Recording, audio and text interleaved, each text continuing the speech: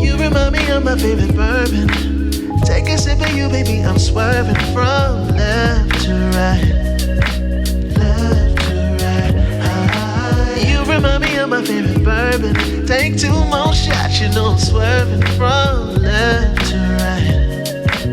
All night. Would you call me old-fashioned if I kiss you in the rain in Manhattan? Oh, I can't wait until my lips are on yours. I can't help the way that I'm feeling. The way you look tonight is so appealing. Hold up, I need to pace myself. You're the bullet to my heart, I swear. I swear. Only took one shot. Only took one shot. The only thing I'll promise is I'll give you all I've got. Oh, you remind me of my favorite bourbon. Take a sip of you, baby, I'm swerving from left to right. Left to right.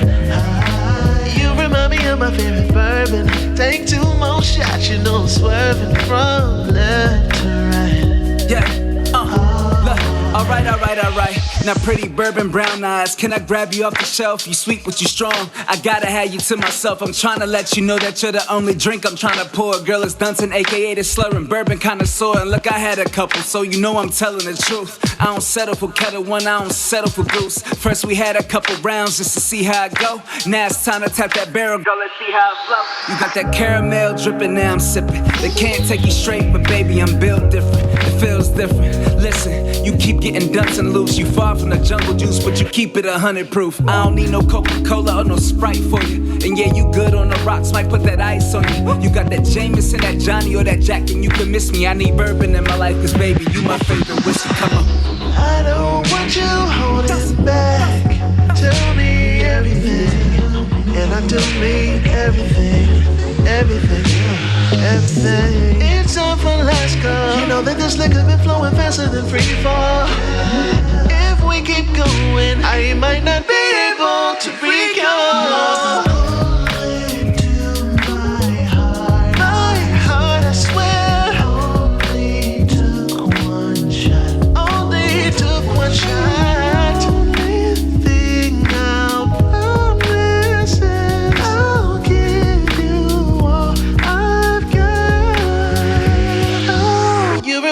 My favorite bourbon. Take a sip of you, baby, I'm swerving from left to right. Left to right. You remind me of my favorite bourbon. Take two more shots, you know I'm swerving from left to right. Oh, let the band play on, and they be playing our song. Girl, it's Dunton, aka the slurring bourbon connoisseur. And look.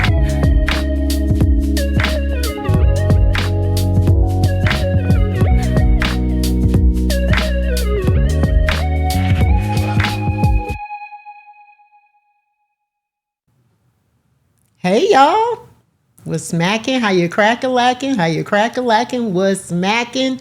Happy Thursday. How you doing today?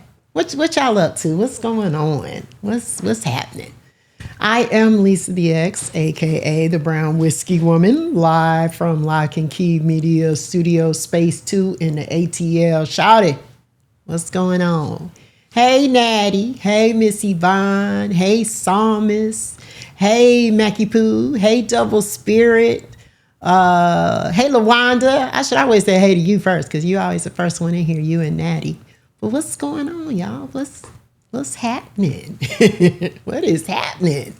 I'm here this week. Hey Blue Majesty, thank you so much for the resub. Hey Blessed Day, how you doing? I came in the chat, as my alter ego. I had to change into my, whiskey cape, I guess.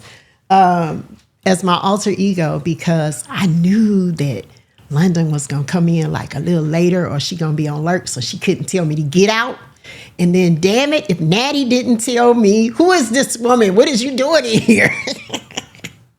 Doggone it. Those meddling kids. Anyway, what's going on, y'all? It's been a minute, but I am here. Last week, I was out drinking whiskey in real life. Thank you for the gift sub. I was out drinking whiskey in real life. So I went to a whiskey event, and I have a slideshow to share some photos and whatnot, and I will talk about that. But before I get into all of that, we got some commands and stuff. I did a Beats for a Cure recap the week prior. You can view that on YouTube. And I want to tell you all that we are still collecting for Beats for a Cure. I think roughly we're at about $40,000, a little bit over $40,000. And I want to talk to y'all about me. Okay? So come on back in. Y'all listen up. Listen up. Hey, Ray Rap, how you doing? Y'all listen. So this is the deal. If you go to the donate page, you go to beatsforacure.org. It looks like I have met my goal. However, I have not. Because when you really look at it, I'm like 50 cents short. Can you believe that? I'm at like $999.50. Really? But it looks like I met my goal. So like it's some trickery at play. But when you look at that donation and you look at all the names, I'm right there at it. So somebody, anybody, donate 50 cents or $5 or $1 or something. Thank you for that watch streak, Miss Yvonne. Anybody, just please put it's exclamation point BFAC. That's the command. And I will have made goal. Sincerely, from my heart of hearts, I want to say thank you to everybody who donated. I appreciate you very, very much. All I need is 50 cents. That's all I need. I just need 50. That's it. Just 50. Okay. Thank you for your watch streak also, Blue Majesty. So I'm almost there. And yeah, we're going to keep this going. The campaign goes all the way up until the 30th of November. So we are still pushing hard for the overall goal. Thank you, Psalmist. I appreciate that very much. And please, anybody else that cares to donate to take me over the $1,000, you know, it all goes to a good cause. But thank you so much. I appreciate that. I looked at that. D looked at it, and he was like, he sends me this like GIF of 50 cents. And I'm like, really? I was almost there. Thank you, Blue Majesty. Thank you. I appreciate you all so much. And more than anything, I appreciate y'all for not letting me be DFL. Like, thank you for that. I was not DFL last year. I was not DFL this year. I just think it would be a really, really bad look. Thank you, Natty. If as D-Man's mod, as a person that's on the advisory board, I couldn't do my $1,000. Like, I just feel like I would feel like such a scrub, you know? So thank you. Thank y'all. I really mean that. I appreciate that very much. So we have that. Also, we still have exclamation point believe. All of those proceeds, that link information goes to M. Claudie because she is currently journeying through breast cancer as we speak. So you can purchase a t-shirt. You can do a direct donation to her. Thank you all for the donations. I appreciate that. And then also we have exclamation point love for C Love because she has merchandise that she sells. She has t-shirts and whatnot. She's done t-shirts for both Big Stove and for Call Us 06. So make sure you hit her up and see what her merch is like. Everything has a wonderful positive message. It's great. She was a vendor at Beats for a Cure this year. And then Thanksgiving is a coming. Exclamation point CDR. That is for Cool Dads Rock. You all know they do the Thanksgiving gathering that they, host every year, accepting donations, toiletries, food donations. If you're here in the Atlanta area, that happens every Thanksgiving. I think it's about 11 years running, 10 or 11 years running for CDR. But please, please donate to that as well. And then lastly, we have exclamation point promo. So promo has information for London Michelle, City Nights Vodka, and Fresh Radio Show. Okay. So all of that is there. If you're interested in any of those things, make sure you click on those links and support. Fresh Radio Show does have a day party coming up on the 29th of November. I had that right. And then also they have 2 events in December coming up. So make sure you go check them out, go to their website and see everything that they're doing. You all know that I'm a sponsor with them. I'm very, very honored to be a sponsor with them. And Locke has affiliation with them as well because they do the Fresh Radio Show right here in this spot where I'm sitting. And then he been known to spin a tune or two at the Fresh Day Party. So that happens. And actually, he is going to be on the Fresh Radio Show this coming Saturday as a guest DJ. So you all make sure that you come and check that out and support him. Hey, Mr. Nate. Hey, Lil Unique. How you doing? And Ray Rap, I saw your donation too. So thank you. I saw that you said done. So I appreciate that. So we got all of that going on. But tonight, I got my little, this is the little Publix people. Y'all remember these people on the commercial, the Pilgrim people? I got them because we're celebrating Thanksgiving and you can't do it without, the Publix Pilgrim people. You got to have them. So they're here. I just want to let you know that they're right here. You can see their heads and they're here. They're going to be here monitoring what I'm doing. So tonight, I am going to be sharing some Thanksgiving facts with you all. Going to be tasting some gifts from friends. And also not tasting some things. And I'll explain when I get to that. And we're going to be looking at some websites. And then we have a slideshow. Actually, we're going to start with the slideshow. Because I want to share with you all the event that I went to on last week. It was sponsored by the Bourbon's Women Association here in Atlanta. I've talked about them before. I am a part of the organization and they host some fantastic events. So this particular event featured Jephthah Creed. And this was our little gift bag. Let me show you this first. Okay. Really nice. And actually, I have not opened the gift bag. I kind of brought it in my house and sat it down. And yeah, it's been sitting. So I'm going to look in it. I'm going to have like a little unboxing with you all, I guess. First of all, this was the event. You see it has Bourbon Women and it was at Sprig Restaurant here in Atlanta. The food was excellent. And I'm going to talk about that. And we had 4 different offerings that we tasted. We had the Kentucky Straight Bourbon, we had Bottled and Bond, and we had a 6-year wheated, and then we had one called Red, White, and Blue, which was a Kentucky Straight Bourbon. And it has like tasting notes on the back of this. They have a scan code so you can see where you want to shop and where you can purchase Jephthah Creed. It was a great event. And again, as I get into the slideshow, I'm going to give you all some more information about it. But let's see what we got in the bag because I did not look. First, we have paper. There's paper, black and white paper in this bag. There's a pen that says Jephthah Creed on it. Honor the creed. And that's what the little pen looks like right there.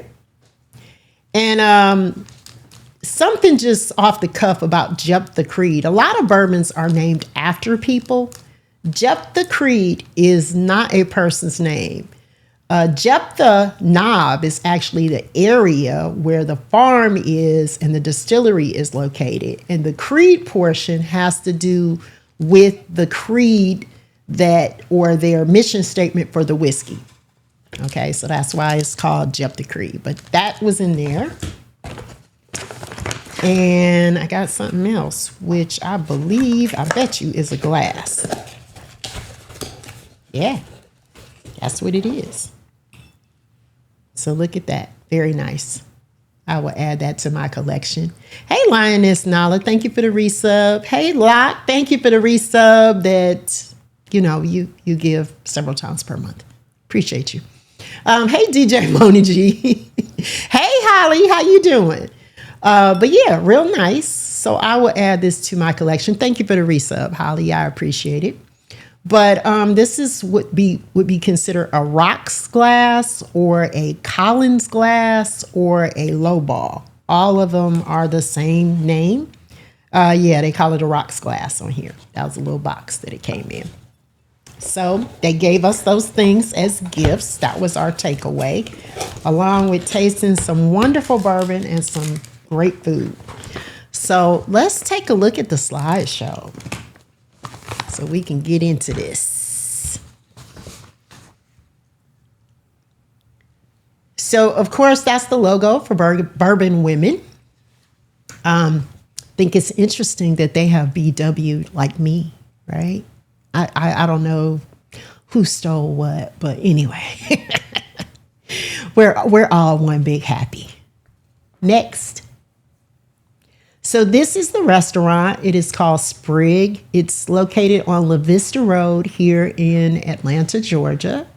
And of course, they were all decorated for the holidays. Next. So this is the entrance to the restaurant. So you see they had all their holiday decorations up. So those were just the patrons that were sitting in the restaurant area. It's not super big, but it kind of gives you, it's a little trickery involved, and I'm going to get to the trickery. And then on the wall, you see the bourbon lids. So they have some of my favorites, Four Roses, Buffalo Trace, Pikesville, Straight Rye, a lot of different things. Their claim to fame is that they have the biggest selection of bourbon in the Atlanta area. Next. And there's that selection. That is the main bar area. You all can see how many bottles they have. That is liquor heaven right there. So yeah, I don't know how many bottles they have, but that is one of the things that they advertise of having the largest selection in the Atlanta area. And they actually have a bourbon association that you can join, or a bourbon club. And I want to say it's called the Oak Club or the Oak Tree Club. I did see it on their website, and I am seriously thinking about joining because I have a feeling they probably do some really cool stuff. Next. So this is the trickery. So you all see that bookcase, and you see the sign that says Subway closed for a private event, and it says it'll open at 10 p.m. So they have a bookcase there. And then let's take a look at the next slide. You press a little button and you open the bookcase, go through that walkway, and it's a speakeasy back there. Now, this was between the restrooms. So across on both ends were the men's room and the ladies' room. And then this was right in the center. They had the books on the shelf. Has all the signage up, tickets, Subway, all of that. You would never think that anything was there. And when I walked in, the hostess at the front was like, "Do you know where you're going?" And I said, "Here, Sprig, this restaurant." And so she said, "You're here for the Women's Bourbon event, right?" And I said, "Yes." She said, "Okay, follow me." And then she takes me to this area, presses some button or something, and then the door opens, and there we go. Next. And this was on the other side. another bar and another seating area. And you see they had it lit up for Christmas. So yeah, and Locke typed it. I don't know why he didn't say it, but there are so many speakeasy spots here in Atlanta. And yes, there are quite a few. We have quite a few here in Atlanta. And I've even thought about kind of doing like a little, around town with Brown with all of the speakeasy spots, because there are quite a few. That is like really a big deal here. Next. So this is Jephthah Creed. This is the bottle. And the woman that you see, and I'm going to slow down so I pronounce her name correctly, because they just kept calling her Joyce, and her name is Joyce, but her name is Joyce Nethery. Nethery. I wanted to put an L in there so bad. I wanted it to be Netherly, but it's Nethery. And she is the master distiller. So the business is primarily female owned, and I say primarily because it came from her husband's dream to open a distillery. And her degree, her background is in engineering. So she decided to help her husband execute this dream of starting a distillery. But her daughter, Autumn, is also involved. So it is primarily female owned, co-owned with her daughter. And it is out of Shelbyville, Kentucky. So this is Jephthah Creed. This is what the bottle looks like. I love the bottle. Really, really nice. And they had, the offerings that they gave us, it was wonderful. Next. So again, this is Joyce, and she is giving us some background and information on Jephthah Creed. And then right next to her, you can see the manager of the restaurant. And then that guy in the black, his name was Felicio. He was the chef. And y'all, when I tell y'all this food was out of this world. Hey, Cruz, how you doing? Next. And this is some of the food. So we had a 4-course. They called it light bites, but it was a meal, as you all can see. So, of course, the first course was this fish. Hey, D-Man, how you doing? Said he came in and say hi and he going to sleep. That's right. Go to bed, D-Man. But the first course was this fish, and it had this wonderful like dill sauce on top of it. It was excellent. We had lamb chops. Then we had like a braised beef, and then we had pie. We had pecan pie, which I am not a fan of pie, nor am I a fan of pecans. But that pie was delicious. It was so good. So shout out to the chef because he was wonderful. He was absolutely wonderful. And you can see it was plated beautifully. Again, they said it was like small bites, but by the time we got to the third course, after eating these 2 courses, honestly, most of us were full and we were drinking whiskey too. But it was really, really good. Next. So on the table, you see the corn. That is because they use heirloom corn. So Jephthah Creed is a farm as well. So they grow everything, all of the grains that are used in the distillation process. So on a previous show, I talked about heirloom corn. And heirloom corn, or anything that's considered to be heirloom, is basically not modified. That's what it means, because most of what we consume has been modified in some way. So this is like basically real deal corn from back in the day, however many hundreds of years ago that it grew with nothing added to it. And then I took a shot of all my tastings. And again, I had the 4. Hey, Decca, how you doing? Because I tasted everything, and there were some things that I really, really liked, and then some things I didn't like as much. But overall, I was very happy with this tasting. And I've had this particular bourbon before at a bar, like in a cocktail. and it was really good. And we had a signature cocktail when we first arrived that was like kind of a twist on an old fashioned, but it had brown sugar in it, and it was really, really good. I really liked it. Next. And remember, y'all, Christmas is coming. Look what I found for you all. And he turned off the lights on me, but I don't care. Yeah, get ready. Get ready. Because look at what I found already. And this is just the tip of the iceberg. It's coming. That one in the middle, I love that. That's it. That's the face of it. That's the it clouds. I love that. So yeah. Okay. He has to show me in the dark. Oh, that's okay. I'm going to be ready. Come Christmas show, which is going to be on the 18th. I'm going to be ready. That's all that I'm going to say. Okay. And y'all be ready. Y'all be ready too. All right. Why Pennywise got to be the tree topper? I don't know, but I like it. I mean, yeah. Bless they said, not it. I'm scared of it to this day. Hey. Missy Bot says it's getting darker. Darker.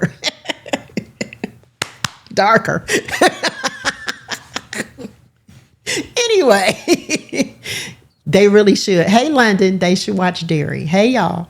That's what London said. All right, I got to pour up some drinks. So come on, Locke. Let's bring these lights up. Come on, Locke. Let's bring these lights up. I got to pour some drinks. Do it in the dark. I cannot. Hey, Stormy, how you doing? See, here we go. Here we go again, right? Here we go. Anyway, so I am pouring some drinks. I am tasting some stuff. So I am going to start off with a pick called Papa Joe's Whiskey. And we're actually going to take a look at this website as well. This is a Black brand. This was gifted to me from Blessed Day. So this is what the bottle looks like. Papa Joe's Whiskey. This comes out of Opelika, Alabama. And it is bottled and distilled by John Emerald Distilling Company. They are a small craft distiller that actually distills and produces and bottles this product. But when we take a look at the website, we're going to hear a little bit more about who Papa Joe is. I didn't say Oprah. I said Opelika. I said Opelika, Alabama. That's what I said. Yeah, it's a real place. It's not made up. I actually know a couple of people from Opelika.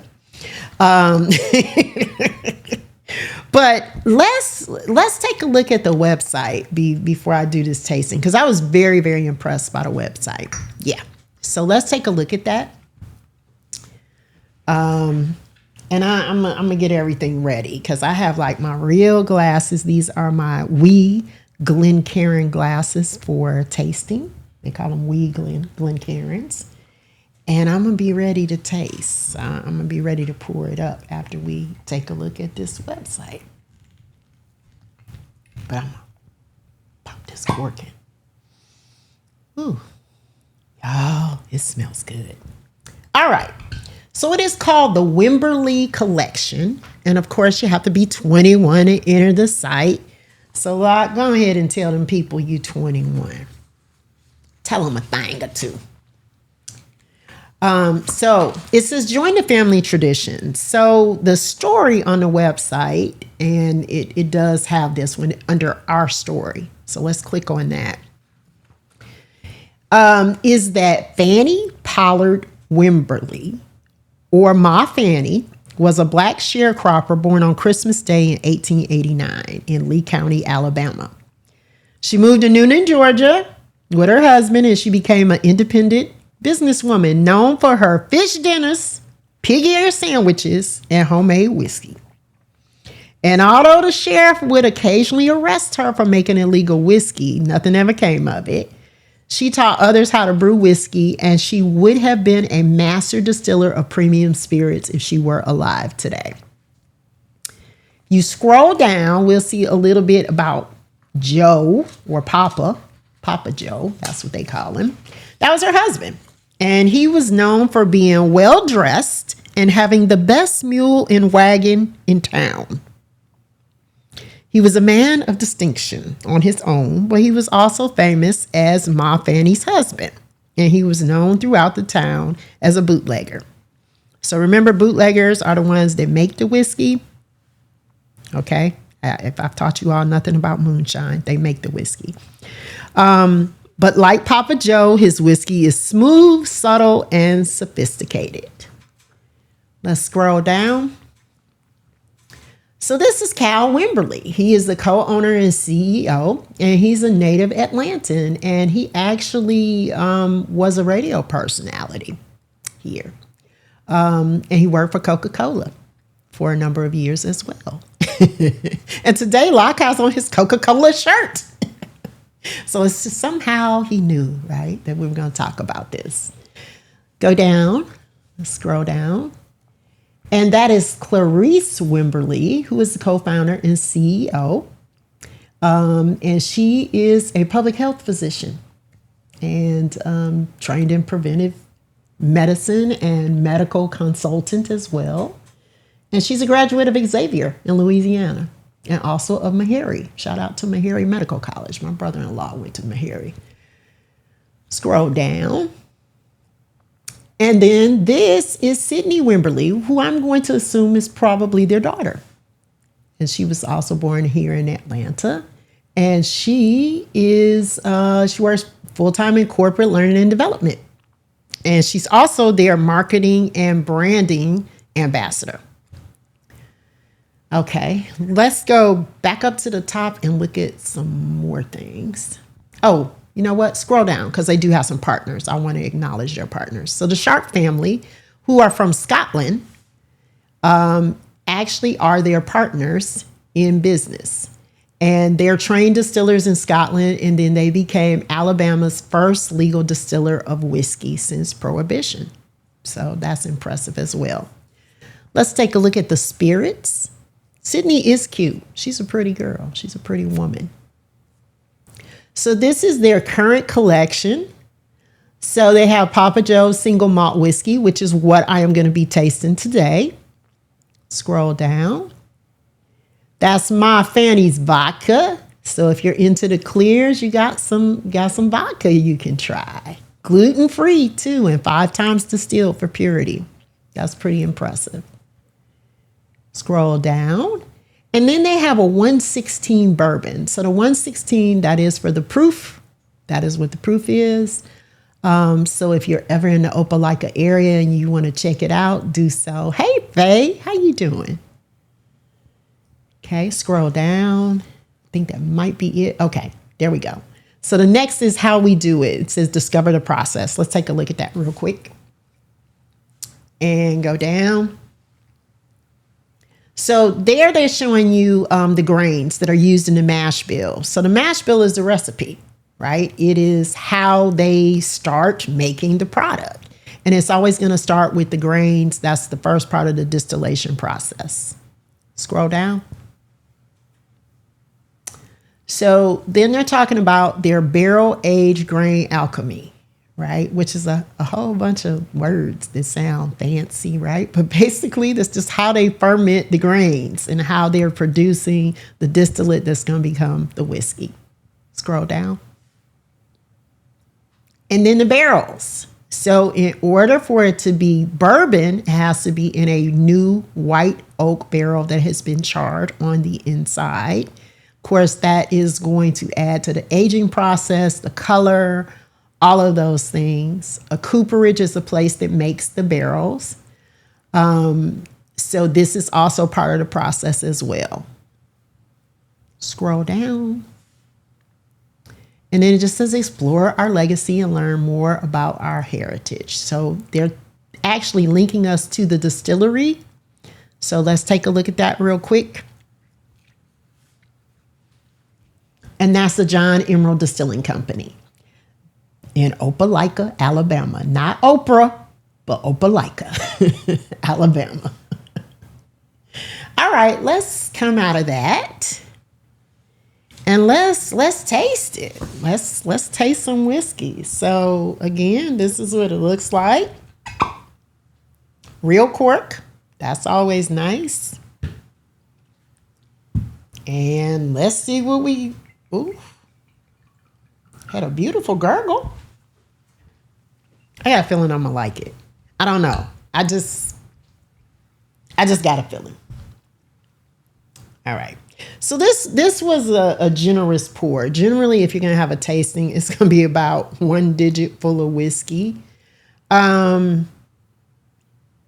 But I think this is what I'm going to use also to make my cocktail. I am going to select one of the other whiskeys to make my cocktail. So after tasting this, I'll probably utilize this for my cocktail.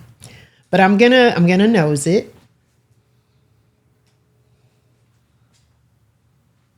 I smell honey very strongly. And it kind of has like a nutty type of smell, kind of like pecans, I guess is the way I would describe it. But I'm getting like kind of a nuttiness on the nose a little bit. So let's taste it. Cheers.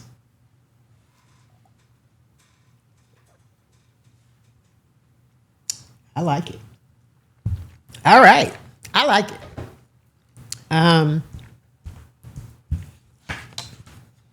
I'm giving that to hell yeah. Not these nuts, Cruz, just nuts. I like it. So let me talk about it a little bit. Let's talk about the proofing on it and all of that, because that's important to know. We want to know this, right? And I kind of remember a little bit. 116 proof. But I'm gonna look at the bottle. I'm gonna verify that. Yep. 58% alcohol by volume doubled. That's 116 proof. It says single malt whiskey distilled from pecan, and peachwood smoked malt barley.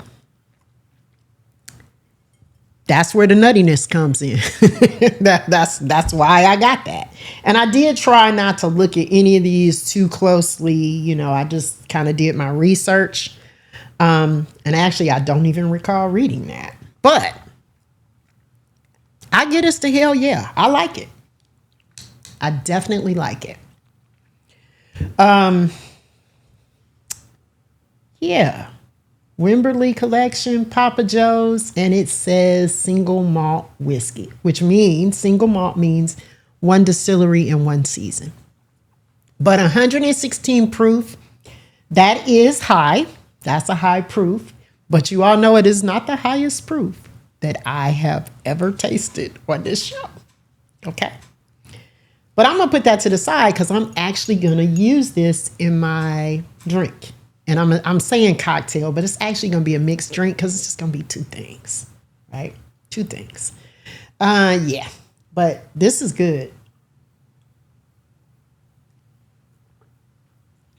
This is good.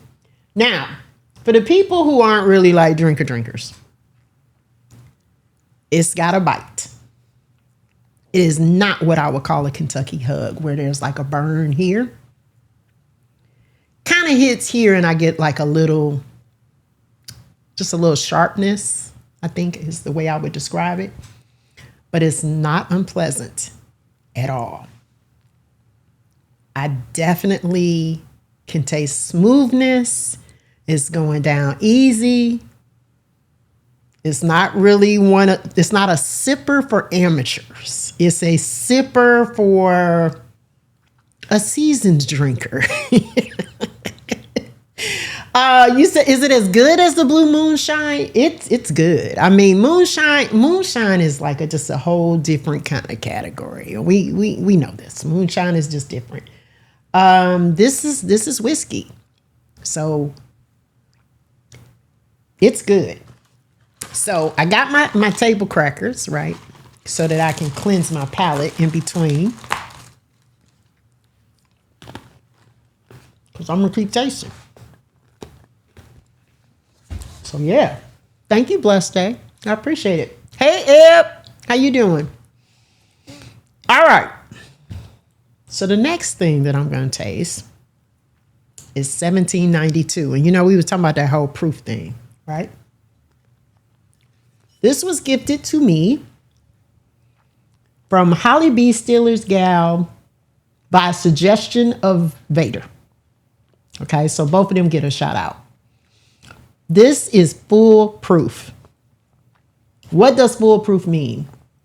The way it comes out of the barrel is what the proof is. This is 125 proof. 1792 is the year that Kentucky became the 15th state to join the Union. That's where the name comes from. It comes out of Bardstown, Kentucky. It's roughly about $55. And with Papa Joe's, I should have told you all that, it's about $56. So it'll make you act like a fool. So I'm going to taste this. Now this one, I'm going to be tasting. Okay. I'm not doing a full pour on that. Real cork. That's nice. It has been opened. That's the reason why there's no gurgle to it. Now look at the color on that one. And let's compare it to the color on this one. So this is our 1792, right? And this is our Papa Joe's. Definitely more robust and darker in color, right? So 1792, and I've had this before. It's some good stuff. I am getting a little bit of fruit. Kind of like fruit cocktail a little bit. Is the way I would describe it.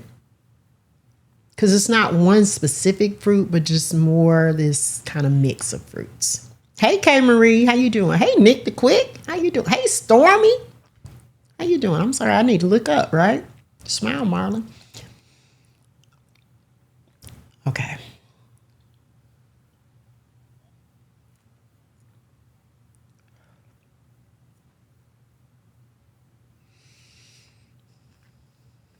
That is like liquid silk going down the throat.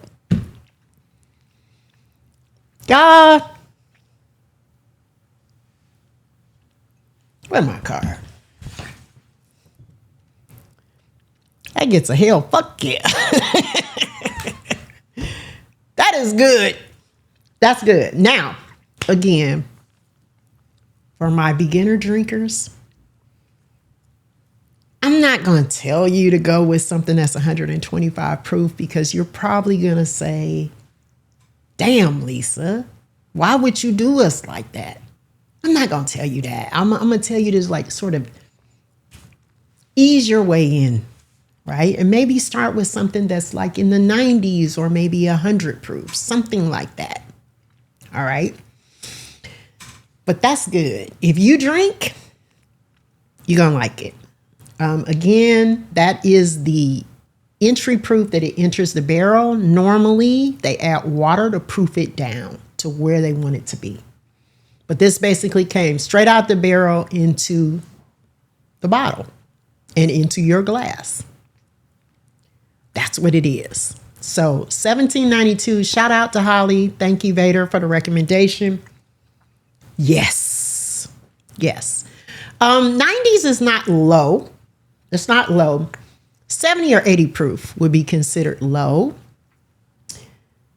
It's just that once you get into those 90s and up, especially when you get past 100, that ain't for the people that's like, okay, this is my first time having bourbon or my second or third time. This is for people who drink bourbon and whiskey regularly. Okay. If you like bourbon and whiskey, you're going to like it. All right. You're going to like it. 1792 is really some great stuff. Okay. Out of Bardstown, Kentucky. All right. Where my cracker? Get my Cars cracker. Let me have that. Okay, so you said you're looking, you're cooking too much for people to be sober. Okay, you're gonna struggle. You turn that to natty. All right. Making sangria with it. To be honest, I would choose something at a lower proof to make sangria. Now, sangria, of course, is very sweet. It would be fine. But do you want to spend $55 or $60 on a bottle of bourbon to pour into sangria? You could get something that was like mid-shelf and use it and save some money. That would be my recommendation. Hey, Diz, how you doing? That's what I would suggest. That would be my recommendation on that. All right. So we moving on. Now this one right here, y'all. This is Four Roses. This is my all-time favorite bourbon ever. I love this. I've pretty much been drinking this since I've been drinking brown. Four Roses. You all know I started with Jack Daniels. And then once I discovered this, I was like, this is the one right here. So this was gifted to me from Netabetta. Netabetta gave me this for my birthday. So Four Roses, this is small batch select. Let me tell you a little bit about it. It's 104 proof, age 6 to 7 years. It comes out of Lawrenceburg, Kentucky. They have a great website, and we are going to take a look at the website. But I'm going to pour up my drink first so I can be ready to talk to y'all about it. The small batch select. Let me do talk about that before we go to the website. And put on my glasses so I can see. Unlike some people do. Again, 104 proof. Four Roses was established in 1888. It has a signature of the master distiller. His name is Brent Elliott, by the way. And this is Kentucky straight bourbon. So one of the reasons why Four Roses is my favorite is because it has a high rye content. And I like rye. It gives it some kick, some spice. That is the secondary grain. So all bourbon is made at least with 51% corn. Most of them are more. And then it has a second grain, which is either going to be wheat or rye usually. And then it's going to be barley as the third grain. Of course, you have 4-grain bourbons. You know, you have different things like that. You have variations. But this right here, because of that rye content, I really, really like. Now, what's the definition of small batch? There isn't one, not legally. Because small batch for one distillery could be 200 bottles. For somebody else, it could be 1,000 bottles. Could be 3,000 bottles. There's no legal definition for what small batch means. Each distillery sort of decides for themselves what is going to be a small batch. All right. So I'm gonna get my glass ready, but let's take a look at the Four Roses website because I really like their website. So Locke, are you over 21? No, I am not. Well, then you can't be in here, damn it. So this is the website. Warm up with our signature mellow spice. And let's take a look at their bourbons. That's what I want to start off with. So this is all of their iterations. So they have their classic Four Roses bourbon. They have the small batch. They have a single barrel OBSV, which they'll talk about what that means. And they have small batch select. I have the small batch select. That is what I'm going to taste today. You see the proof on it is 104. It's aged 6 to 7 years. Hey, Big Jack 21. Yes, I really like the 1792. I gave it the hell yeah. That was my rating on that, Big Jack. I like it. Okay, let's go to, let's click on the small batch select. It will not buy now. Yeah. Yeah. Let's see if we can click on. Okay, thank you. So you see, it gives us a description of it, right? That it's non-chill filtered bourbon that provides a rich depth of flavors and closer to the barrel experience. Giving us the proof, and of course, it tells you where you can find it close to you when you go to the website. You can add it to your cart. They will ship it to you. A note on that, you cannot legally ship liquor yourself because that is illegal, peoples, because liquor is flammable.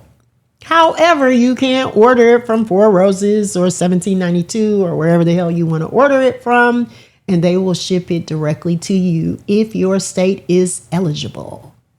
All right. And all states are not eligible. So make sure you put your zip code in there and find out what the deal is with that.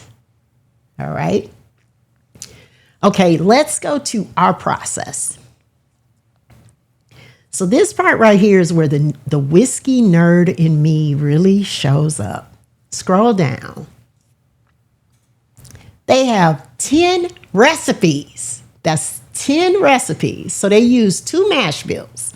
So that's 2 main recipes with 5 proprietary yeast strains to create 10 bourbons. That's like genius to me. Okay, I'm sorry. I know that probably means nothing to y'all, but that's genius to me. That's absolutely genius. Scroll down. So then it talks about the mash bills, right? And it says, what is in mash bill B? So it has the corn, the rye, the barley, and it tells you the percentiles, how much of each. The more corn something has, the sweeter it's going to be. So mash bill E, you see, is 75% corn. It's going to be way sweeter, and it doesn't have as much rye, so it won't be as spicy. And it only has the 5% barley. Let's scroll down. And then you remember we talked about those letters. So it talks about our yeast strains. So the V is for delicate fruit. The K is slight spice. The O is a rich fruit. Q is our floral essence. And F is the herbal notes. So 10 recipes, unlimited flavor. So I just love the concept behind this. And actually, I was drinking Four Roses well before I knew any of this shit. But once I started drinking and reading and researching and going down the rabbit hole, I was like, this right here, this my joint. Now, believe it or not, y'all, I have never, ever toured the Four Roses facility. But it is on the list for 2026. I will be taking a tour. Most definitely. They're out of Lawrenceburg, Kentucky, which is not far from Louisville. I'm just so excited about this. Okay, I'm gonna try to contain myself. Let's go to merch.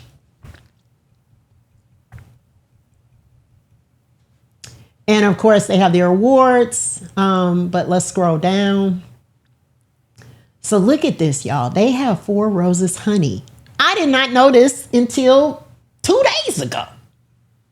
When I was doing the research, I found out they have a honey. I have never seen this in any of my local liquor stores, but I'm going to be looking for it now. Obviously, it's new. $16. You know I'm going to try it. You know I'm going to be looking for this. Like, I'm going to be on the hunt.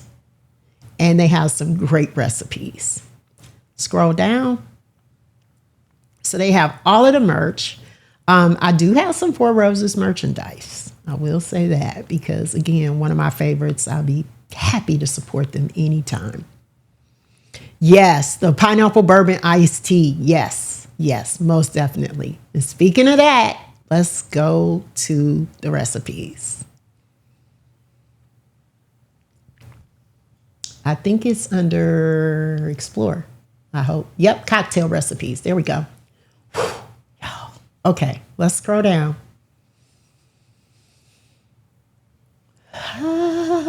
Okay. The apple cider punch. First of all, I think that would be perfect for this time of year. The smoked peach smash bourbon. Smokies. Where are you, Smokey? Where are you, Smokey, our godchild?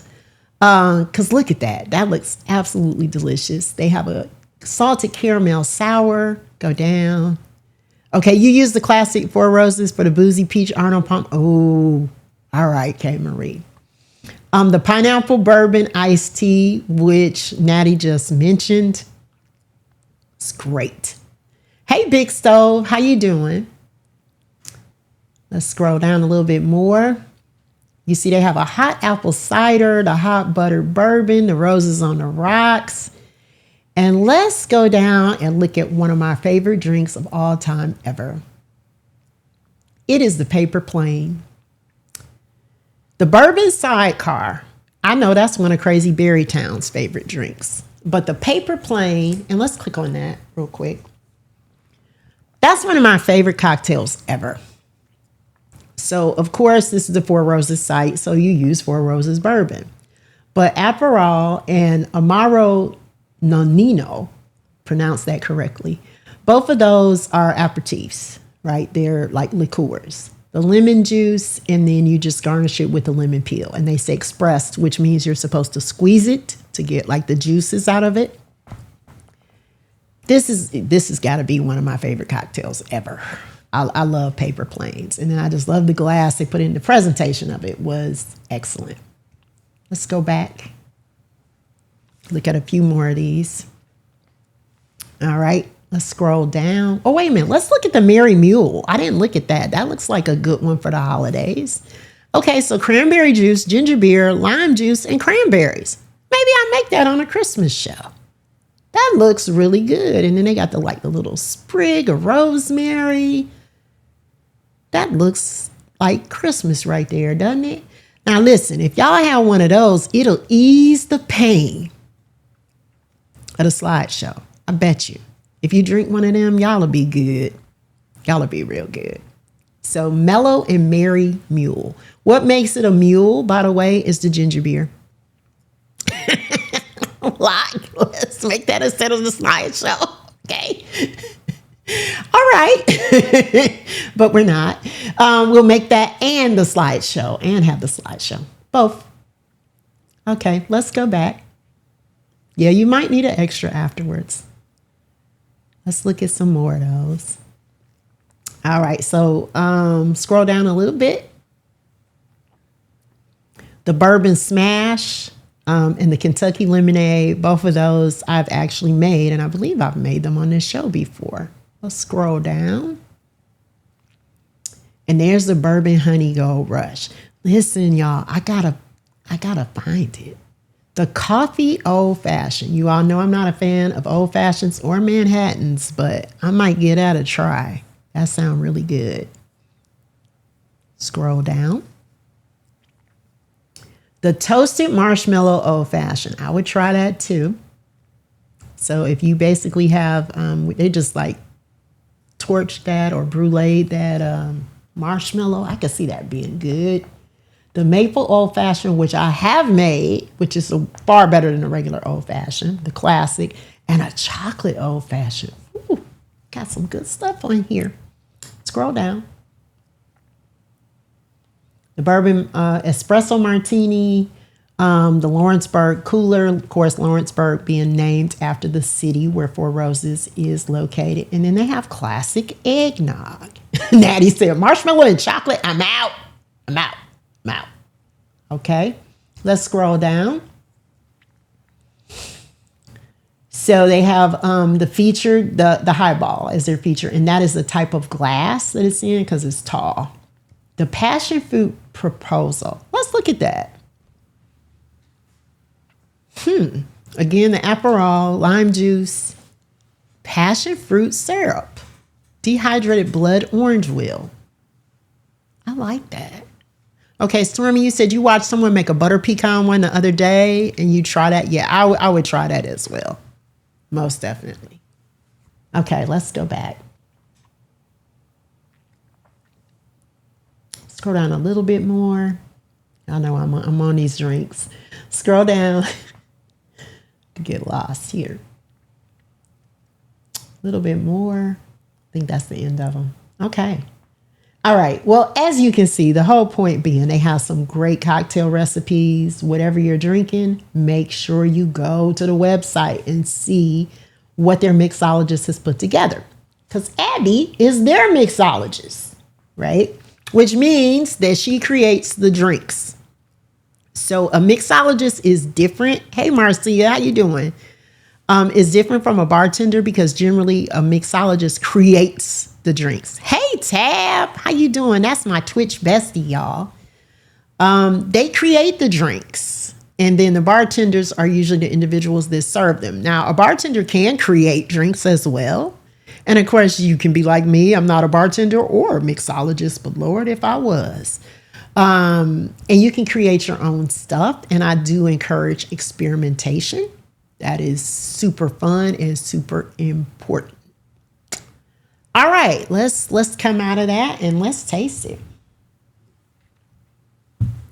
So again, Four Roses, small batch select. That is what I'm tasting. Real Cork has the Four Roses on the front. Hey, Crazy Berry Town. I will say this. I love the Four Roses story, and I know we didn't get into the history, but go to the website and check it out. But it all started with a corsage. So the gentleman who founded Four Roses, he was enamored with this woman. He asked the woman to marry him, and he said, if your answer is yes, when you come to the next ball, wear a corsage that has 4 roses on it. And that means your answer is yes. She came to the ball with the corsage of 4 roses. And the rest is history. So he named the whiskey after her. Before that, it had a different name. It was called something else. I didn't have a gurgle on that, but that's okay. Because, of course, I know about this right here.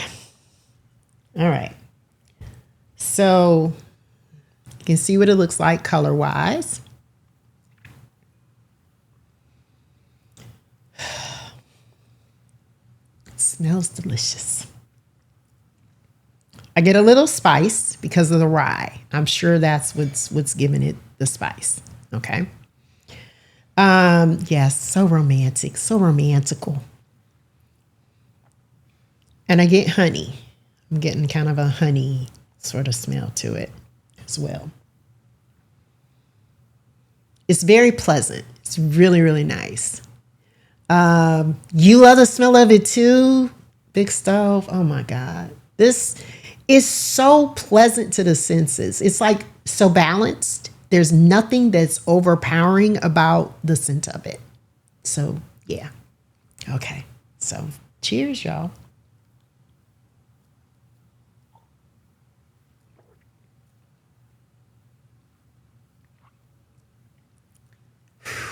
Hey, brown eyes, y'all.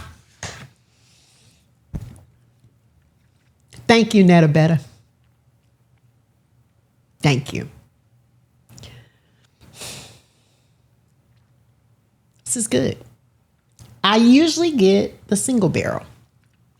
I like the single barrel because all of the liquor comes out of one barrel. And technically, every time you buy a bottle, it tastes slightly different because it's a different barrel. This is my first time having a small batch. And I like it. I would definitely buy it again. So since we're comparing, let's look at this. And I want you to compare this to the Papa Joe's. Like, look at the difference in the color. Right? Now, why would they be different in color? Aging process, how much is pulling from the barrel. All of those things are going to affect the color. Okay. The type of barrel that it was put in, because this was put into a charred brand new oak barrel. And remember, the Papa Joe's was put into a barrel, but it says pecan and peach smoked malt barley. So that's going to make a difference. All right. That's definitely going to make a difference. All right. So this is good. They got the hell yeah. All right. They got the hell yeah. All right. So my last gift, and he better be in bed. It's from D-Man. All right. He had a long, rough day. So that's the reason why C Love and I were making him go to bed today. It is Uncle Nearest. Now, before y'all start putting a bunch of stuff in the chat, the answer is I don't know. I don't know. I don't know what all is going on with Uncle Nearest. All I can tell you is they are still selling it. They're still open. They're still operational. Support another Black brand. That's what I'm going to say. Okay? This is it. This is Uncle Nearest, 1884. The 1884 stands for the year that they believe Uncle Nearest last distilled whiskey. All right? That's what the 1884 designates. So we are going to open this and taste it. This is also a small batch whiskey. It is 93 proof, somewhere between about $50 and $60, roughly. The Four Roses, by the way, is considered mid-shelf. Hey, C Love, right on time, girl, right on time. I was just talking about how we told D-Man he had to go to bed. The Four Roses small batch is roughly about $50. That's the average price for it. But the Uncle Nearest, 1884, between $50 and $60. It's a little bit elevated right now because of everything that's going on, but it's okay. It's worth it. And let's pour it up. Had a lovely gurgle. All right, so we got a real cork on this one as well. That's what it looks like. When you take a tour of Uncle Nearest, you can label a bottle, which is really cool. They have all of the labels are hand labeled. There's a person that does them, but part of the tour process, and they come out of Shelbyville, Tennessee. So Tennessee whiskey is a little bit different. It can be the same exact mash bill or recipe for bourbon, but it goes through something called the Lincoln County process, which Uncle Nearest is credited for perfecting. Okay. Oh, you were driving. Okay. Drinking Willet. Okay. That's some good stuff too. But it is a maple filtering process that the whiskey goes through. And so it adds some flavor to it as well as purifies it. And that's something very unique about Tennessee whiskey that's different from whiskey from other places. And it's called the Lincoln County process. A lot of people say it should be called the Uncle Nearest process because he's the person who brought it here. Filtering water through charcoal was very common in Africa to purify the water and make it, taste better and, of course, to be more amenable and drinkable. So that was a big deal. And he came with that knowledge as a slave. So when he came here, he brought that to the distillation process as well. The picture that you often see of Jack Daniels, and he's, sitting in the crowd with the black gentleman or one black gentleman, that is not Nearest Green. As far as known, there are no photos of Nearest Green, but that is Nearest Green's son. Okay? That is his son. Okay, and Locke walked out and something happened. But it's okay. Y'all still know it's me, right? Okay. But anyway, this is it. And I'm going to taste it. I'm going to try it. We're going to see what's happening with Uncle Nearest. So again, that's the color. And I will tell you, when you go to the website for Uncle Nearest, they do have a lot of information there, but they don't go really in depth with the whole distillation process, I should say. For a while, they were sourcing, which means they got the whiskey from someplace else, but they were bottling at their location in Shelbyville. Okay. So let me read the back of it, though, and see what it says. It says bottled by Nearest Green Distillery, and it says bottled, but it says distilled and aged in Tennessee. So that means that they were getting it from a distillery in Tennessee and aging it in barrels. Now, when I visited, which was roughly about 3 to 4 years ago, they were building the actual rick house and distillery. That probably has been completed by this time. And if anybody in the chat has been to visit, the nearest green farm, drop it in the chat in terms of progress.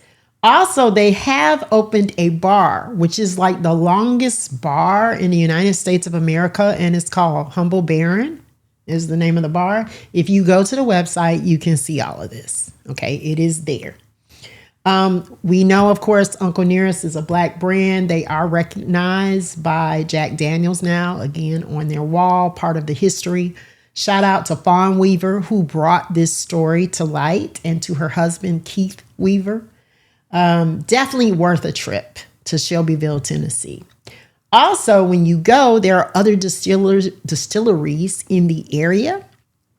One of them is George Dickel, which is also one of my core favorites, you could say, because I think George Dickel is a little bit underrated. It's usually like considered to be bottom shelf, but it's some good stuff. They actually make some great stuff, and they have a great distillery tour. So we're going to taste this Uncle Nearest. Let me eat my cracker because I got to make sure I'm having my crackers in between. The Cars table crackers, which really, really help with clearing the palate. So you want to either do the table crackers or you want just room temperature water. Okay. So, Miss Latham hipped you, or was it her husband? I guess that's her husband, hipped you to George Dickel. It is some good stuff. And I think it's very underrated. And, there are a lot of really good bourbons that are not expensive, but are good bourbons, or good whiskeys. Okay, that's her husband. Okay. So yeah, be willing to explore. Yes, and it is priced really, really good. I mean, George Dickel is some good stuff. Okay. So, here's my cracker. My Uncle Nearest, 1884. So, right off the rip, I get honey. And I know I've kind of said that for a couple, but I just get strong honey. Okay, a strong sweetness, a honey smell. Honey or syrup, I guess is what I would say. That's what I would say. Okay.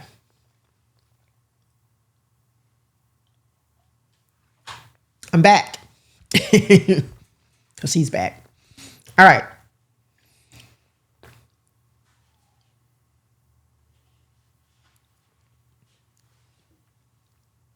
So taste-wise, I don't get strong anything. And I always tell y'all, you're not allowed to say it tastes like liquor. So I'm not going to say that because I don't let y'all say that.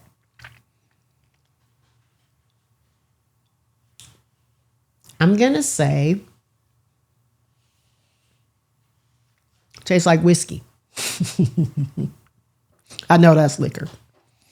It is smooth. It has absolutely no bite.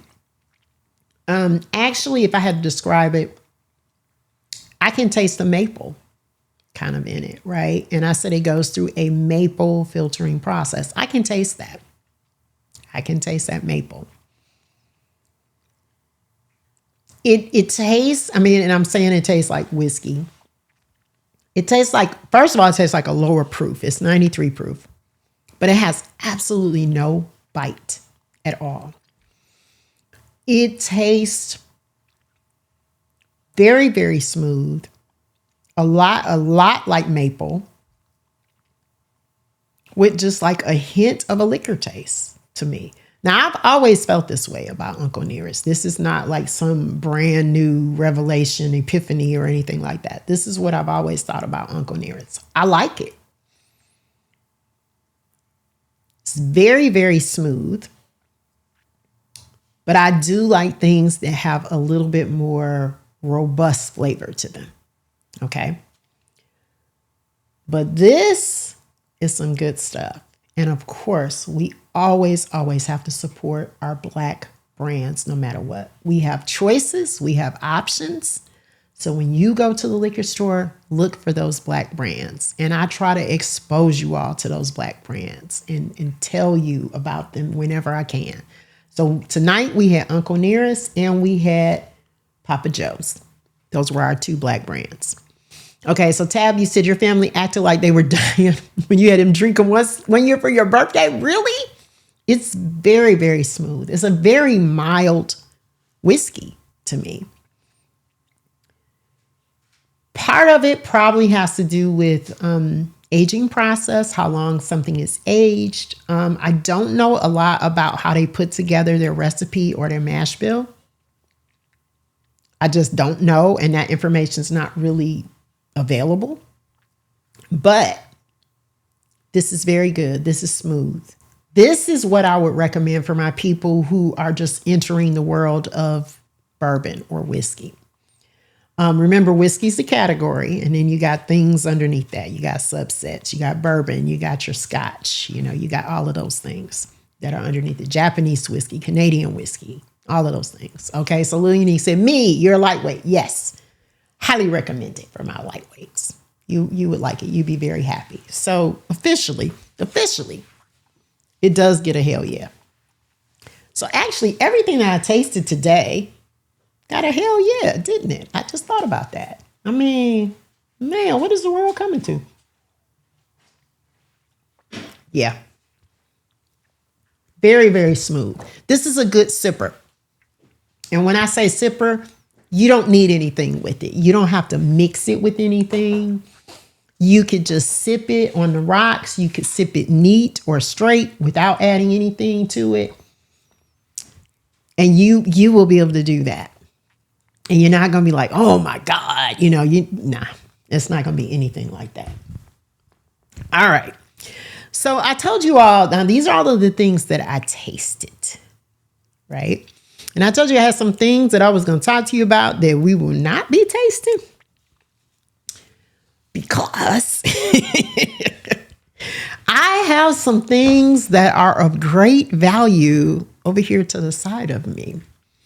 So first of all, I want to give a shout out to CCCCCC Cruise, my mod and my friend.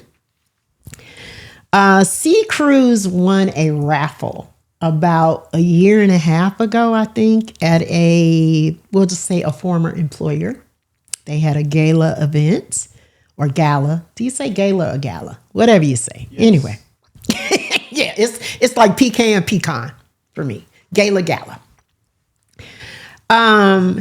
So she won 2 items and she said, Lisa, I'm going to give them to you. If I win them, I'm going to enter this raffle. If I win them, I'm going to give them to you. And I was like, thank you.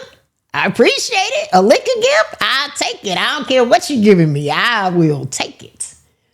Well, come to find out, her former employers knew what in the world they was doing with these prizes, y'all, because I now am the proud owner of some really, really good stuff that is both rare,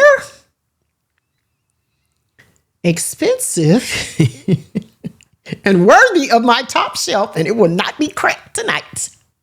So let me talk to you about it. All right? I'm excited. I'm excited. So the first thing that I want to talk to you about is Crown Royal. This right here is the box. This is Crown Royal Master Series, aged 30 years. It is extra rare. They only created roughly about 6,000 bottles of it. It is distilled in a coffee or column still. And the column stills are the really tall ones that you see with like the windows. You usually have a coffee still or a column still or a pot still. This starts at about $100, goes all the way up to about $1,000. The median price for it is about $500 to $700. So let's open it and look at it, but we will not be drinking this. So This was the lovely little box, and this was the insert. Just to show you. And then it says Crown Royal, aged 30 years. Now, Crown Royal, of course, is Canadian whiskey. It's owned by Diego, but it comes straight out of Canada. And then this is the bag that was in the inside. You see, we got a pretty white bag. And this is what it looks like. That is the Crown Royal, aged 30 years, extra rare, blended Canadian whiskey. So a blend is just that. That means they take whiskey out of several, they call them casks, which cask and a barrel is the same thing. Okay.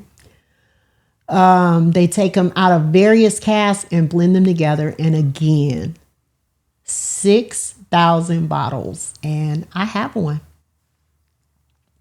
I have, Mr. Nate said, how much for the white bag? How much for the white bag? Yeah, this will be on my shelf. With your whiskey, whenever you have something that's like a collectible, of course, what makes it collectible is the rarity of it. You do not ever want to break your seal. Okay. Of course, having a box is a plus, but the most important thing is you do not want to break the seal of it, because if you break the seal, you've messed up and you don't want to do that. So the question was put out, is it numbered? It is not. I don't see a number on it. It just says extra rare blended Canadian whiskey. Whiskey is spelled without the E because this is Canada. And in Canada, it would be without the E. Any place that has an E in the name is going to be spelled with an E. If it doesn't, there's no E. But whiskey and whiskey are the same thing. This is 92 proof. Of course, it is considered to be a collector's item. And yeah, this is Canadian whiskey. So this is what it looks like. Okay, so Natty said that she has 12-year breaking seals. 12-year, and it's in a red bag. Yeah, whiskey or whiskey. So this will go right back in the bag. Now, I'm not going to say I won't ever open this, because who knows? I don't know. I never say never about anything, because whenever you start saying never, you start nevering like you never did before. But right now, it won't be opened. It will not be opened. And it will go right back in this lovely little box, I think. Yeah, it will. It's got like a little piece of foam at the top. You all can kind of see there. And then this is the insert. You put that in there like so, and then close it up. So there we go. All right. So that's the Crown Royal. The distillery that it came from is now defunct. It's the LaSalle Distillery in Quebec, Canada, and it's now closed. So that also would add to the value or the rarity of whatever it is and the cost, needless to say. So the next item that I am super excited that I have it, because this one I know about. Like, I don't know that much about Crown because I'm not really a Canadian whiskey drinker. I do like the flavors. I like Crown Peach. I like the Crown Apple. I like all of those things. And Crown is some good stuff, y'all. Okay, let me just put that out there. It is some good stuff. Usually about 70 proof, roughly. Great for mixing, great for Jello shots. They had a blackberry, which is delicious. They have a salted caramel, which is also delicious. I'm more familiar with the flavors than I am the Master Series, but I learned some things, in the last couple of days, and I appreciate that. So shout out to Crown. Thank you very much for learning me a thing or two, right? Now this next one that I'm super excited about. I feel like this is the coup de grace. This is Blue Label Johnny Walker. This is Scotch. So I'm gonna open this, y'all, because my Scotch drinkers, whew, I'm not even gonna take it out the box, but this is Blue Label. This is Blue Label. There we go. Johnny Walker. Okay. You good? Okay. All right. Does it look, is it cricket? It's just me. Okay. There we go. All right. Y'all, this right here. This ranges from $200 to several thousands of dollars in worth. Now, if you are a liquor collector, Scotch is the way to go, because Scotch, the value of it is unbelievable. It's way more valuable than any of the other whiskeys. Okay. Scotch is the shit. That's the one that you want to collect. If you want to collect something, go with Scotch, because Scotch is going to raise in value. I mean, that's the one. Okay. That is the one. And the Blue Label, a miniature, a shot of this costs $20 to $25. That's just the little miniatures that I usually buy a liquor. They cost me like $2 or $3. First of all, every liquor store doesn't have them.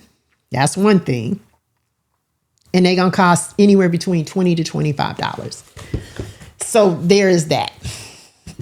So, but let us hear a little bit about Johnny Walker. Of course, the striding man, which is their emblem.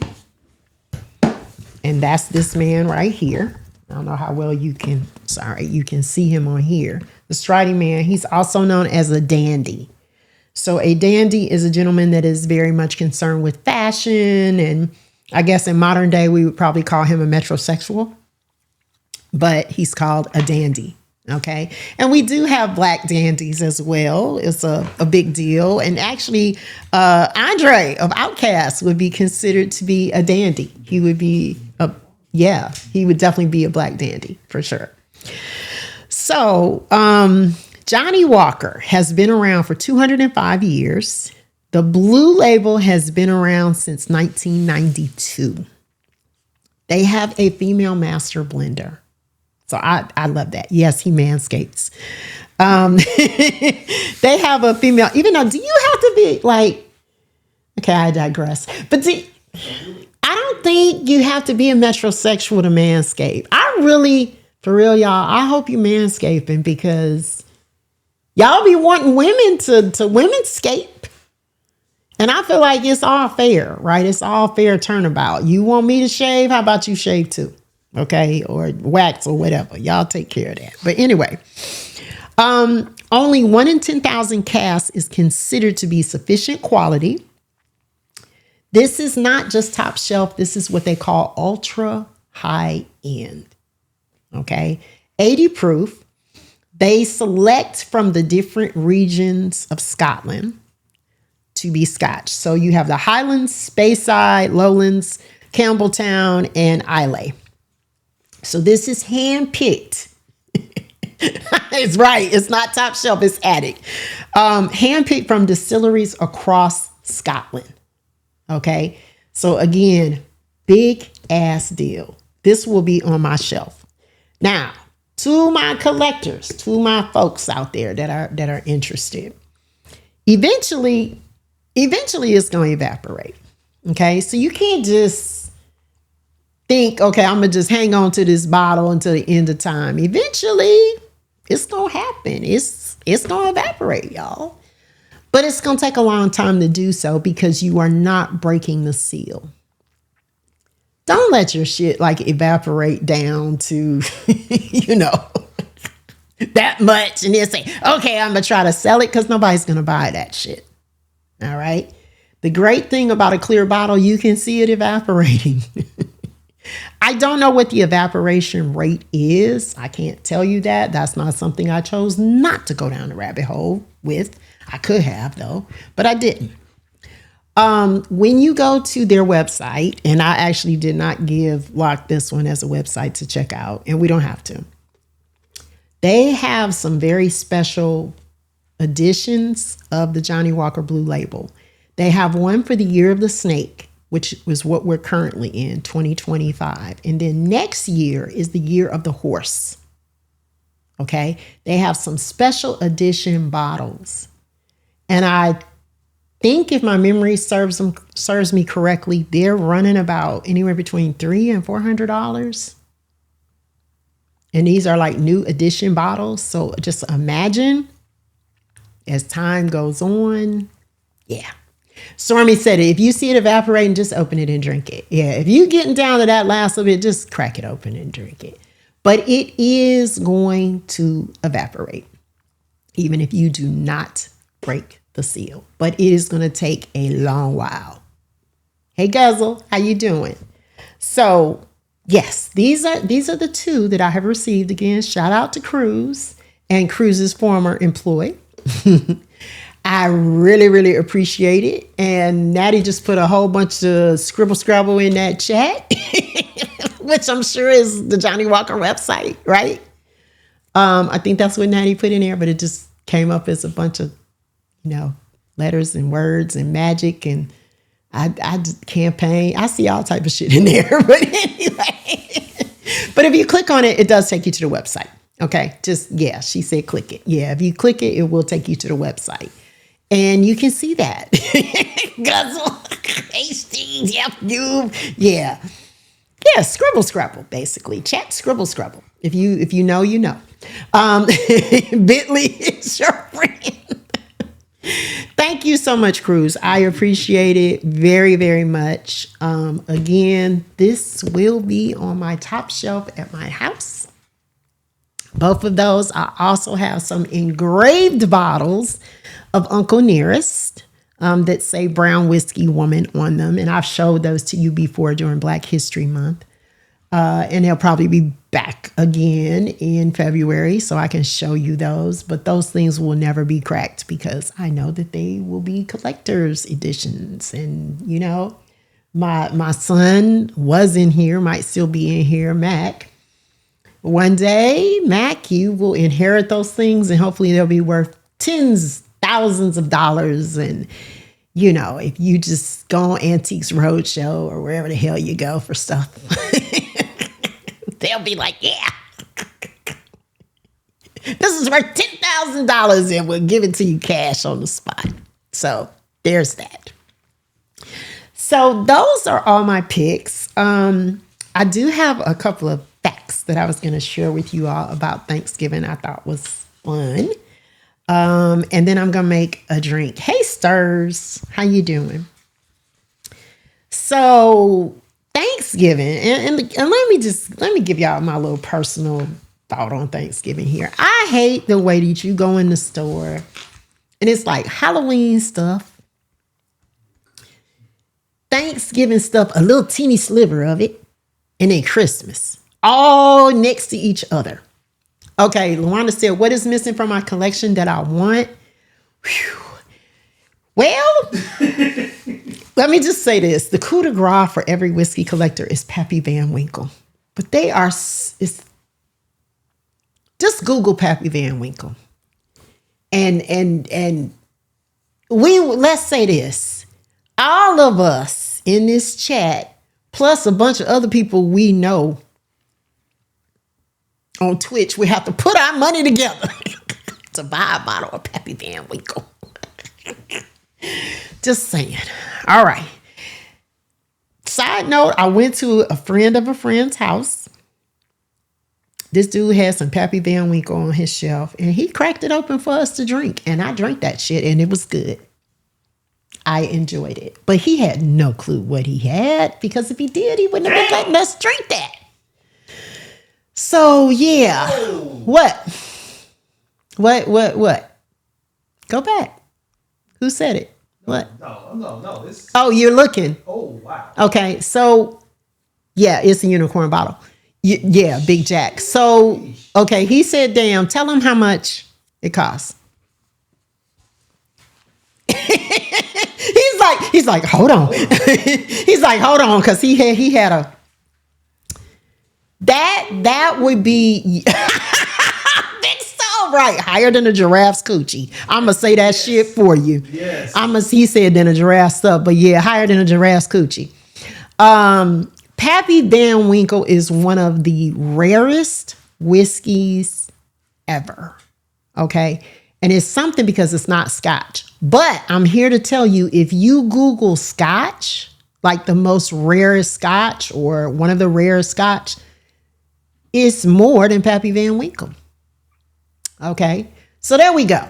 So Locke went to Google. Thank you, Locke. But you see $35,000. That's a 15-year. But also, Locke, if you don't mind looking up the highest price Scotch. I think it might be a Macallan, if my memory serves me correctly. But yeah. And that, again, that has to do with rarity. This is rarity. That's the reason why it's so expensive. Now, I'm not gonna lie to y'all. If I had just a spare, I'm gonna just even say a spare $10,000 laying around, would I spend it on whiskey? Probably not. And I'm a bourbon steward. I mean, I wouldn't. I mean, that's just other things that I would do. I think of it as there are so many people I could help.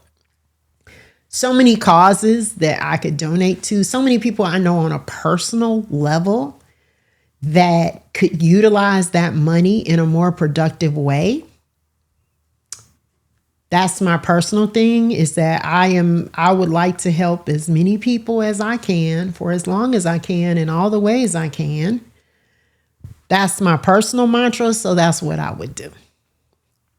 That's what I would do. I would not. Yeah. So headed to the bank to take out a loan for some Pappy to see if it appreciates. Thus far, Pappy has appreciated. And as I said, this gentleman's house I went to, and I said he was a friend of a friend of a friend. He had it sitting on the shelf, but he had quite a selection. He had quite a selection and collection. And he was like, y'all want some of this? And we were like, yes. See, there we go. Lil Unique said it. Islay Scotch. Isabella's Islay Scotch is $6.2 million. Scotch is the one. I mean, no offense to us Americans, but our stuff will never compare to Scotch, nor will it compare to the collectibles the Japanese whiskey offers. So, yeah, $6.2 million. Can you imagine that? Anyway, back to our little lowly Thanksgiving facts. The president pardons a turkey every year. Did y'all know that? Each Thanksgiving, the U.S. president follows a lighthearted tradition by pardoning a live turkey. It began officially with George H.W. Bush in 1989. The spared bird is sent to live on a farm or sanctuary instead of becoming dinner for someone. So it's supposed to symbolize humor and compassion during the holiday season. Thanksgiving has also become a day of giving back. So our $10,000 that we're not going to spend on Pappy Van Winkle or $6.2 million Scotch. A lot of people, of course, volunteer at shelters, food banks, or community centers. Please, please, CDR, because that's exactly what it's about. They have a lot of charitable events like turkey drives, free community meals who support people in need.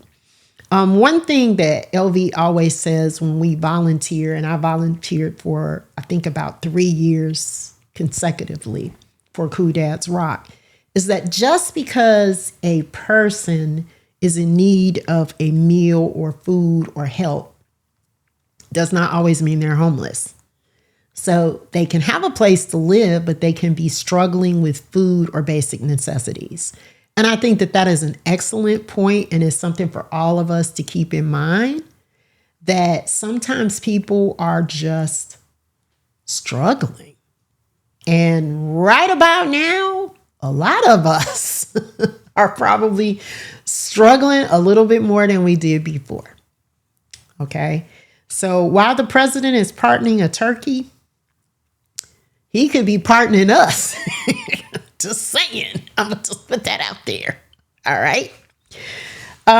Some other interesting facts. Thanksgiving football. Y'all appreciate this one. Shout out to C Love 313. The Detroit Lions have hosted a Thanksgiving Day football game since 1934. And the Dallas Cowboys joined the tradition in 1966. So it started with the Lions. Shout out with the Lions. Cranberry production. How about Massachusetts is the leading producer of cranberries in the United States? The state's bogs yield a significant portion of the nation's cranberry supply. I did not know that. Thanksgiving travel the day before Thanksgiving is one of the busiest travel days of the year in the United States as families gather together to celebrate more often on Thanksgiving than they do on Christmas. That was interesting. And then Charlie Brown Thanksgiving, one of my personal favorites. The classic meal, toast, popcorn, pretzels, and jelly beans. That is what Snoopy cooked up. Of course, he and Woodstock went back to his place and had a whole meal after they went over the woods, through the hills, to grandmother's house they went, right? Charlie Brown's Thanksgiving Classic has won an Emmy Award. I did not know that. That was something that I was not aware of. But they've won an Emmy Award. And actually, I was trying to find the year, but I don't see that. Or yes, I do. I lied. Okay. No, I don't have that. It says the Thanksgiving episode aired in 1950. First aired in 1950. And it says television embraced Thanksgiving early on with shows like Father's Knows Best and I Love Lucy, which you all know is one of my favorites. And they were the first shows to really air holiday-themed episodes. Since then, Thanksgiving specials have become a staple for sitcoms, cartoons, and family shows across the United States. The first Macy's Thanksgiving Day Parade featured real animals. It was in 1924. They had live animals from the Central Park Zoo. It included camels, elephants, and bears. The balloons did not appear until 1927, and Felix the cat was the first balloon. It said that the zoo animals were too unpredictable. So that's the reason why they were like, they got to go. And they used to release the balloons into the air at the end of the route. And each one of them had a return address tag, and anybody who found it and mailed it back received a gift from Macy's. And they stopped doing that in 1932 because of safety concerns. Speaking of Snoopy, he has made the most parade appearances in the Macy's parade. His first appearance was in 1968. He's appeared in multiple balloon designs from astronaut Snoopy, Flying Ace, making him an enduring Thanksgiving icon for generations of viewers. And Snoopy is my favorite dog. He's my favorite cartoon dog. Love Snoopy. Another thing that I found this out, and I was not aware of this, is that Thanksgiving can also be a day of mourning for Native Americans. And it is because they are reflecting on the impact of colonization. It makes sense. It definitely makes sense that it would be a day of mourning. Of course, the most well-known symbol is the cornucopia, a horn-shaped basket with fruits and vegetables, and it symbolizes abundance and is commonly associated with Thanksgiving. And they do list it as the most well-known symbol. I was like, that's pretty interesting. I didn't know it was the most well-known symbol. So, yeah. So just, a couple of little fun facts. You can sit around the table and be like, look at what I know. So, yeah. So, Grace said, we land on Plymouth Rock. Plymouth Rock landed on us. And speaking of which, the first Thanksgiving, I read this before and I remember this actually, lasted 3 days. They had a 3-day celebration, and it was with the Wampanoag Native Americans, or the Wampanoag tribe. And it was about basically 90 Native Americans and like 50 pilgrims. Of course, they did not call themselves pilgrims. At that time, that's a name that history books gave them. I'm not sure what they called themselves, but it was not pilgrims. I do know that. And the official date of Thanksgiving, remember Thanksgiving, it used to, well, y'all might not remember this, but in 1941, Congress officially established Thanksgiving as the fourth Thursday in November. Before that, it used to just change around. Yeah, I don't know what they called themselves, Big Stove. But they did not call themselves pilgrims or tellers or any of that. I don't know what they called. Somebody looked that up. What did they used to call themselves? But anyway, so I got a cocktail that I'm gonna make, or I'll say a mixed drink, because it's technically not a cocktail. You have to have 3 ingredients for it to be a cocktail. Since we're in fall and it's like winterish, even though it's pretty warm here today, it's like 72 degrees or something today. Got some ice, and I'm just gonna do a build. And I told you all I was gonna use the Papa Joe's whiskey. And if you're wondering why is this not bourbon, it has to go through a specific process to be called bourbon. It is called whiskey because it has not undergone that process, nor does it meet those requirements of being like the corn, a secondary grain, and then the third grain. Okay. So I am going to use what I have here in my little wee Glencairn glass to pour my shot there. And then I have some dehydrated fruit for my garnish. I have apples. This is the Perfect Garnish Company. It says we make your drinks look amazing. Skillfully hand sliced, always perfect. That sounds really good. I bought this at Whole Foods. It was about, no, I didn't buy it at Whole Foods. I bought it at, where did I buy it at? Not Whole Foods. Someplace else. Traders? Not Trader Joe either. Home Goods. Bought it at Home Goods. That's where I bought it. And it was like $6. $6. Home Goods has really good stuff, garnishes, different liquors. Not when I say liquors, not like liquor that you buy at the liquor store, but they have like 0 proof things, or they have mixers. That is what they sell. Then I bought these dehydrated oranges as well. And I bought these at World Market. I think I paid about $6 for those as well. So, of course, you can dehydrate your own fruit if you want to dry them out, or if you have a dehydrator, you can utilize that. But I bought them because it was easier. So this is what the apples look like. That's the apple slices right there. So I'm going to put that on top. And this is what the oranges look like, the dehydrated oranges. So I'm going to put a couple of those on top. And then I have Simply Cranberry Cocktail. All right. So with the cocktails, it's only 25% cranberry juice. Now, a lot of people find cranberry juice to be like kind of harsh because it can be really bitter sometimes if you're just drinking straight cranberry juice. Thick stuff. So you're going to keep your fruit wet. It's about to be wet when I pour this in here. So moist, right?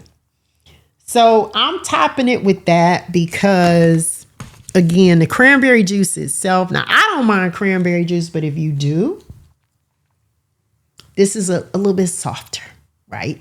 Missy Bond said it's tangy. Yeah, it's tangy. So this is my drink. So cheers, y'all. And let me pause for a minute and tell you what we drinking to for real, though. First and foremost, I want to say thank you to all of you all who come in here every week, who support this show, who have supported me through all the years that I have been doing this show. I know a lot of you all don't even drink, okay? But you come in here and you support me. I am very, very grateful. I am grateful to all the people who have been guests on my show. Some of them are right here in the chat. Thank you to London Michelle. Thank you to Big Stove. Thank you to Ray Rap. Gosh, I mean, I've had to Nick the Quick. I've had some really, really good people who have sat here and graced this table with me. And I'm appreciative of it. I never ever take your presence for granted. I don't take your gifts for granted. I don't take your friendship for granted. Locke, thank you for allowing me to come, putting up with all my shenanigans and all the extra stuff that I need and want that you tell me no to sometimes, that you probably need to tell me no to sometimes. But I'm grateful. Recently, it appears that there has been a whole lot of stuff going on in folks' lives. I've been noticing this. And if you love somebody, please tell them you love them. Stove says it all the time, you know, like it's an action word, right? Tell them you love them while they're still here and you can tell them that you love them. And even if they get on your motherfucking nerves, because sometimes folks do. If you love them, tell them you love them. All right. Make sure that you do that. That part right there. So I'm going to drink to us. I'm going to say thank you to my mods. Thank you to Cruz. Thank you to Natty. Thank you to London. I love y'all and I appreciate you and I appreciate everybody in this chat. So cheers. This is my cocktail. Hey, Tally. Cheers to you, Tally. That's good. That's good. Big Stove said you can love them from where you are and leave them where they are. That is so true. That is very, very true. This is good. 2 items, right? Whiskey and cranberry cocktail. That's all. So this would be considered a mixed drink because it's just 2 things. If we added a third thing, it then becomes a cocktail. That's all we need. One other thing I want to point out to you that I received as a gift that I think is excellent and phenomenal, and I'm going to use it, is this.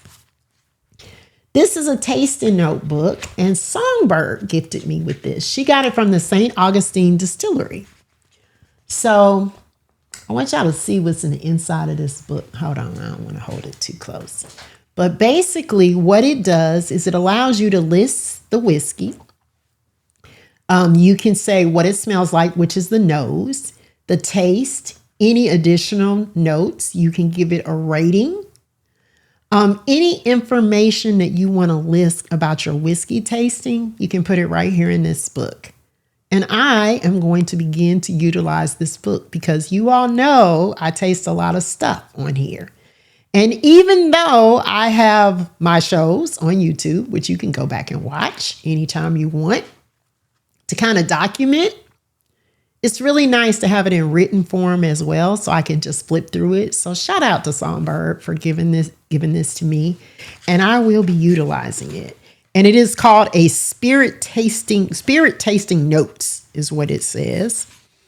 And it has sip, savor, and enjoy, prepare your tasting environment, observe the appearance, just, general notes. Has color, clarity, legs, this is what they call it. Is it thick? Is it slow? Is it thin? And that has to do with the pour. The appearance of it, the mouth feel, which has always been a tripped out word to me. I'm like, mouth feel. But how does it feel in your mouth? The liquor we're talking about. That is what we're talking about. Just so y'all know. Yeah, that. I did not make that up. They taught me that in executive bourbon training. I'll just say that. The mouth feel. Y'all notice I don't use that very much. Even though I did learn that. I don't use that very much on this show because it's y'all and I'm me. And that ain't gonna work. London says she ran back to the for the mouthfeel. Yes, that is what they call it. When you're drinking something and it's going over your palate and it's like, how does this feel in your mouth? That's what they call it. It is not anything sexual, but it sure as hell sounds like it. Just saying. So let's sip my drink. London, where the hell did you find that emote? Oh my God. So let me get my notes. Okay. So listen, y'all. I will not be here next Thursday. It is Thanksgiving. I hope that next Thursday you are out or in doing whatever you want to do with whomever you want to do it with. Maybe you're getting some mouthfeel. I don't know. But anyway.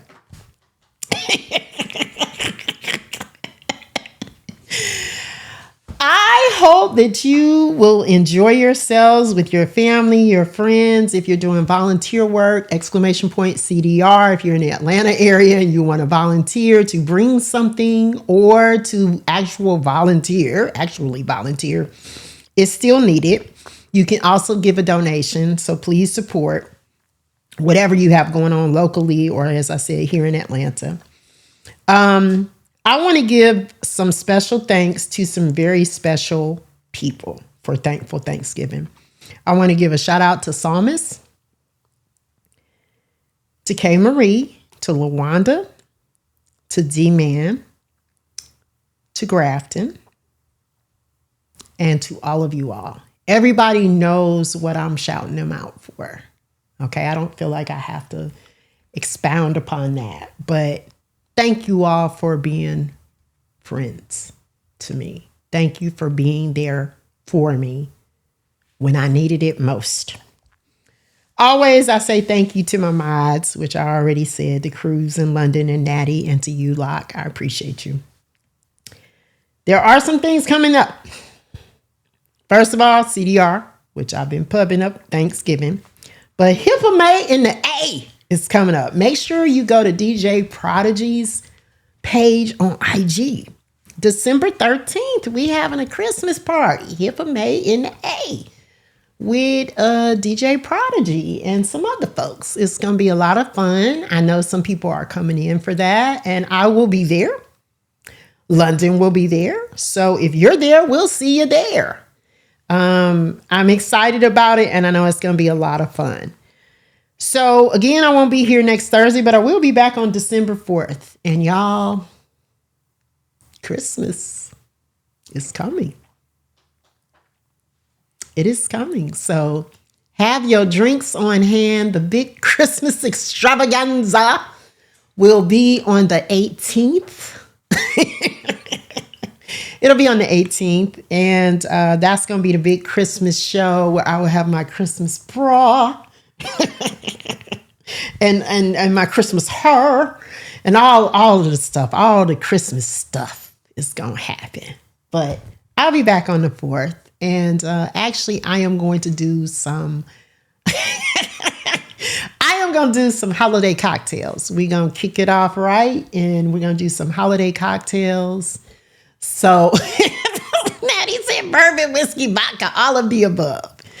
So, I've been talking about Hippa May and the A, and right now, what is going on but HippaCon? HippaCon is happening. So, Locke, you are on HippaCon as well on tomorrow at 7 p.m. Okay, 7 p.m. So, but make sure you follow the HippaCon raid train. You know, they've been doing it. It started today, actually. So it's going full throttle, and we're going to raid into them. Okay, we're going to support Prodigy. And yeah, so all of the drinks in review got a hell yeah. So we had our Black Brands, Papa Joe's from the Wimberley collection. We had Uncle Nearest 1884. Then we had 1792, which is the year that Kentucky became part of the Union and became a state. That's foolproof. And then Four Roses small batch. Okay. So those were our cocktails today. And then, of course, we talked about the Johnny Walker Blue, the Blue Label. And then we talked about our Crown 30 year. Okay. So Ray Ralph said, don't look into the Xmas slides. Don't look into the Christmas slides. Right. You'll need that. You will probably need that wand, that Men in Black magic wand. All right. So who's about to come up at 9 o'clock? Okay. So Locke is checking. So yeah, y'all, we're gonna have us some, Christmas cocktails at the beginning of December. And I don't know, some Christmas facts. And don't forget, if you donated tonight, okay, or period, to Brown Whiskey Woman, you get a panky pen. Look, you get a panky pen. Dang, it was upside down. Okay, but that's what it looks like. You get a panky pen. It's a bra with a little ribbon on it for breast cancer awareness. I am happy to send you that. Okay, so we're going to RTX. Okay, cool. Yeah. But thank you all for helping me meet my goal today specifically, but as a whole, I appreciate you all. Again, never ever take you for granted. And if there are people in your life that you care about and love, tell them that you love them, that you care about them. Thank you, Mac, so much for the cheers. That's my son. And Mac, you in here, and I'm gonna tell you, I love you. I appreciate you. I appreciate you holding down the fort for me at home so I can come here and do this show. It means quite a bit to me. Okay. Oh, Boom said, RTX is the newest partner. Congratulations. Oh, this is perfect. This is perfect that we are gonna raid into him. This wonderful. Absolutely wonderful. Okay. And London said, I love you, motherfuckers. And only the way that London can say it, right? I hope y'all heard that in London's voice. Okay, wait a minute. We had a change? Okay, Brown Eyes, thank you. Prodigy is filling in for RTX. Okay, but if you see RTX in these Twitch streets, please tell him congratulations. I did not know that. So yeah, okay. So Ray Rap, your sister is a 10-year breast cancer survivor. Wonderful. Yes, Ray Rap, I'll send you two so that you can have one and your sister can have one, because I love hearing those success stories. It's absolutely wonderful to hear that. So okay, so we're gonna be going to Prodigy, as someone called him one day. Prodigy, the Taskmaster. I was like, okay, that's right up there with Brown Whiskey Lady and Keylock. Reading is fundamental. That's all I'm going to say. Okay. All right. So he is live. Thank you, Brown Eyes. I appreciate it. So we're going to head over to Prodigy. Prodigy, the Taskmaster. Prodigy.